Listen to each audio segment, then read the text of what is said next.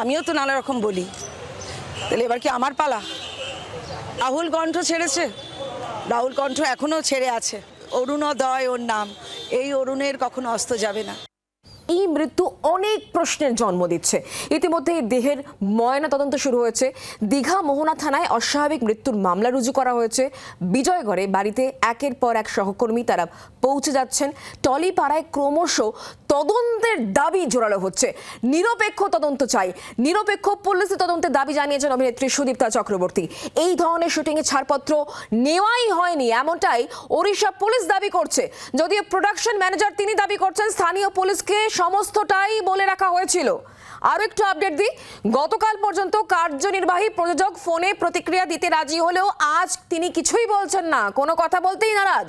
ধারাবাহিকে প্রযোজক এবং পরিচালক জি 24 ঘন্টার ফোন ধরেননি, ধরার প্রয়োজন তারা মনে করছেন না। একাধিক জায়গায় এখনো পর্যন্ত অনেক প্রশ্ন রয়েছে, সেই প্রশ্নের উত্তর কি সময়ের সঙ্গে সঙ্গে পাওয়া যাবে? আমরা উত্তর খোঁজার অবশ্যই চেষ্টা করব। এই মুহূর্তে একেবারে বাড়ির দিকে নজর রাখতে হচ্ছে। রাহুল বন্দ্যোপাধ্যায়ের বাড়ি, সেখানে বিজয়গড়ে বাড়িতে একের পর এক তার সহকর্মীরা তারা পৌঁছে যাচ্ছেন। আমরা কথা বলবো, আমাদের সঙ্গে অয়ন রয়েছেন এই মুহূর্তে, আমাদের প্রতিনিধি। অয়ন, কি ছবি, কারা কারা এখনো পর্যন্ত এসেছেন?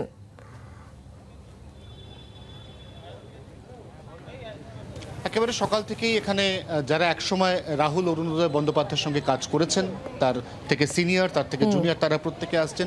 সকালে প্রথম এসেছিলেন প্রসেনজিৎ চট্টোপাধ্যায়, তিনি এই যে এই ইন্ডাস্ট্রিতে আর্টিস্ট ফোরাম তার প্রধান, তিনি কোনো মন্তব্য করেননি। তারপর এসছেন সব্যসাচী চক্রবর্তী, সস্ত্রীক তিনি এসছেন।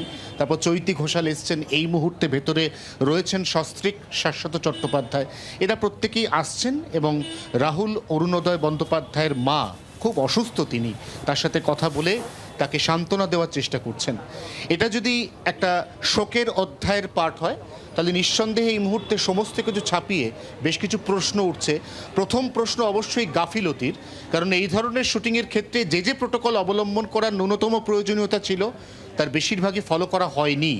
তার প্রথম সব থেকে বড় উদাহরণ, একটা অন্য রাজ্যে গিয়ে শুটিং চলছে সমুদ্র সৈকতে, সেই রাজ্যকে ইনফর্ম করা হয়নি, সেখানকার পুলিশ জানে না।